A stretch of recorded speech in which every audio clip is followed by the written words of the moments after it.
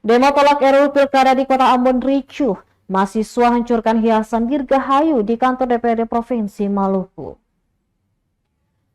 Aksi unjuk rasa menolak rancangan undang-undang RUU Pilkada di Kota Ambon berlangsung ricuh Kamis 22 Agustus 2024. Masa aksi menghancurkan dekorasi gapura perayaan ulang tahun Provinsi Maluku yang berada tepat di pintu masuk kantor DPRD Provinsi. Dekorasi berwarna merah putih itu dipatahkan menjadi dua bagian, seolah menyeruakan kekecewaan mereka terhadap perilaku anggota dewan di lembaga legislatif. Pantauan Tribunambon.com, awalnya demo ratusan mahasiswa yang berasal dari berbagai organisasi ini berjalan aman. Kemudian demo mulai menegang saat masa aksi meminta menemui anggota dan pimpinan DPRD Maluku, khususnya anggota DPRD dari koalisi Kim Plus.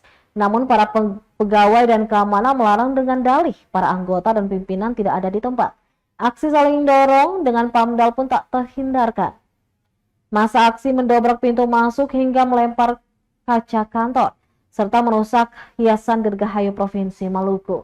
Diketahui para mahasiswa yang berdemo berasal dari beberapa organisasi seperti Barapati Mura, Aliansi Mahasiswa Peduli Rakyat, dan organisasi lainnya. Aksi berlangsung dimulai pukul 14.30 waktu Indonesia Timur. Para mahasiswa juga membawa sejumlah poster berisi seruan mereka seperti DPRD lebih jahat dari Zize, Indonesia krisis konstitusional, dan stop pengalihan isu, #kawal putusan MK.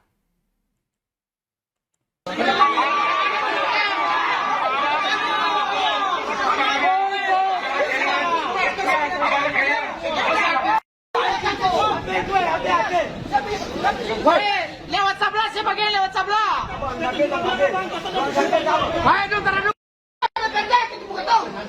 Download Tribun X sekarang, menghadirkan lokal menjadi Indonesia.